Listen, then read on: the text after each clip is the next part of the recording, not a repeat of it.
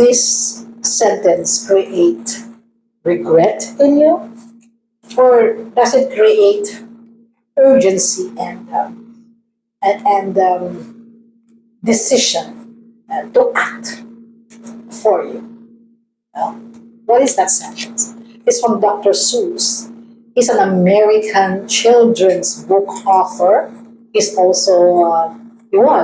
also an illustrator and a cartoonist. I remember buying books authored by him for my kids. Now, Dr. Seuss, it says, well, what's the statement? I'm referring.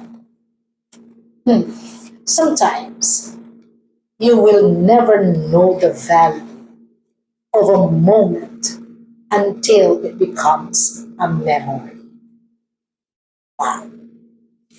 Do I hear a lot of litanies now like, I should have known, if only I knew, had I known, I should have. Do I hear a litany like that? Well, welcome to episode 220, episode 220, my fascinating renaissance, of friends. We continue. We continue with our we continue with our dialogue. We continue with our, how do I say it? A coffee break, maybe? Conversation or musings. I write a journal, and the title of the journal is really musings. Musing number one. You just think about this, and I write it. I do that, right? Uh, I realized in so many years, and in so many instances, that the true essence of a fulfilled life is actually appreciating the simple things, the simple joys, and not so much the grand gestures. And it's really the simple ones are the ones that give you deeper insights into the value of things. Okay, and then when you come to it, these things are actually the sources of happiness. If you're coming up with a happiness account, the deposits will be the things that gave you happiness. Those are deposits, and the things that take away from that happiness. Maybe we can consider it a withdrawal from our happiness bank account. Now, I'm sure, just like me, even though I know this and I've realized this for quite some time, I would always ask, but how about the responsibilities at work? Like they would ask me, Miss Malu, I have to do overtime to finish this report. I have deadlines. I have to meet certain productivity targets to be able to get my incentives. How about that? I have no time for these little things. Really? Okay. So I learned something new from the what? From the sources that I read every day. A new word, actually. It says, and it's in the caption, it says slow maxing. The word maxing seems to be everywhere. I just heard a celebrity being interviewed while he is the brand ambassador of YSL, Yves Saint Laurent. He's a guy, and what, three weeks ago he was in Paris. I was shocked that Paris don't have air conditioned facilities, and they are suffering one of the worst cases of what we call the heat wave. And so, he was being asked, "What are you maxing on?" And he was surprised. He says, "What? Oh, I'm maxing on hot weather," because he was being interviewed, and his sweat would be flowing because of he was still wearing this couturier plastic type of I don't know, of fashion. And everybody's using the word maxing. What are you maxing on? I said, huh? So now there is such a thing as slow maxing. Okay. What is it? It's optimizing your life by doing less. That's opposing. Remember last episode 219, I talked about the ability to hold two opposing beliefs or views, at the same time. Well, this is another one. Optimize means, you maximize. So when you say maximization is more.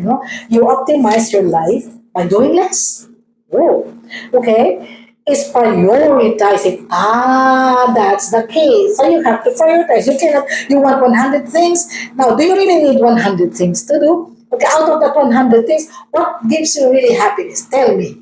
I'm sure it's not the 100 things, So you'll be forced to prioritize. So prioritizing calm, balance, and meaningful moments instead of rushing through them. I have a friend. She wants to travel. I want to travel too. Everybody, I guess, wants to travel. Okay. But her philosophy is something I do not subscribe to. Okay, she would book maybe an Asian tour, okay, but she only had what 2 weeks, 2 weeks to spare because of work, but she wants to visit 10 Asian countries in 2 weeks, or not even 2 weeks. I think it's less than 2 weeks. A little over a week, and you want to visit. I said, oh, how is that possible? Oh, well, okay. I will, I'll take this, instead of having three tours, I'll only have one tour, Okay, so what is your objective? To visit as many countries within a limited period. I said, huh? So what are you going to learn about a country? You're just rushing through them. You only see maybe one or two, tourist spot. How about life in the country and things like that? Oh well, she was just after metrics, the number. Really saying, oh, I visited almost all countries in Asia, almost all countries in Europe, almost all states in America. Well, for her, that's okay. So she was rushing through them, and you ask her, "Did you see this? Did you see that? Or did you observe this?" And no, she was just rushing, and of course, she was so tired. Right? That's not my idea, by the way, of travel. I would like if I don't have the resources and I don't have the time to visit 10 countries, okay, in one sitting or in one traveling, if you can call it that. I will just choose. Maybe I will stick to Cambodia, but I'll go to the hinterlands, I'll go to this, and etc. etc. Fine, I will know more about Cambodia than the usual tourist who has been to Cambodia, Laos, but, Thailand, and Singapore, and Malaysia, and all of that. Okay? That's how I do things. I said, okay, fine. All right, so now, that's slow maxing for you. Right? So, you may want to try that. Okay, so that it can fit into. So instead of well, I said that in the previous episode, right? Instead of having resources and time, to travel 10 countries, in a year. Maybe you can just chop it up and maybe come up with two countries, but you're able to relax, enjoy the view, and enjoy the people, and then still have the capacity, the money, to be able to do that. Why does it have to be all 10 in 1 year? Okay?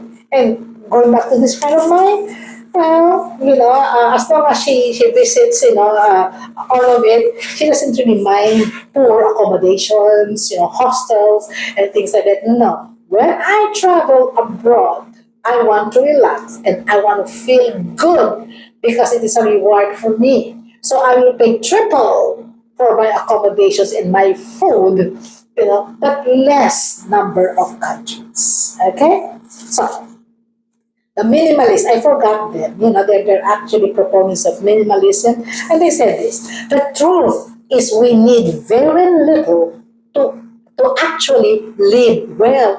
I like that. Because I'm not a trillionaire, I'm not a billionaire, I'm just a simple woman who works very hard, who saves and things like that. I'm very frugal, but I like the best things in life. I always go quality over quantity. We talked about this, right? So these guys are correct. The truth, okay, is we need very little to actually live well. A simple home. I have a beautiful home designed by my hubby, my husband. Beautiful. It's not grandiose. It's not a villa. It's not a palace. It's a beautiful, cozy home. Good food, time with the people we love, work that matters. Okay, everything else is noise. I like that statement. Everything else is noise. So, so according to them, every time they buy something or do something, they ask one question, and I have started to do this. Does this, whatever that this is, does this thing, that this addition, that this work, does this bring me freedom? Which I told you was the overarching purpose of the shift from the hustle culture to the resonance life. Will this bring me freedom or actually, okay, remove? I think, does this give me more freedom or does it cost me freedom? All right. So I guess the key word here is restraint. Restraint. Leaving margins, leaving empty spaces so you can live fully. I like what Leonardo da Vinci said. He's a real polymath. A polymath is a person with so many accomplishments, so many capabilities. Okay, he said this. Okay, what did he say? Okay. He said simplicity is the ultimate sophistication. I like that. Simplicity is the ultimate sophistication. So you are all sophisticated, ladies and gentlemen, my friends. Well then, let's have a simple, slow maxed life. Okay. Okay. So until then, my friends, this is Miss Malu Cervantes, your co-sojourner, your coach, your mentor, navigating a beautiful season of life, the autumn of life. I'll see you next episode. Goodbye.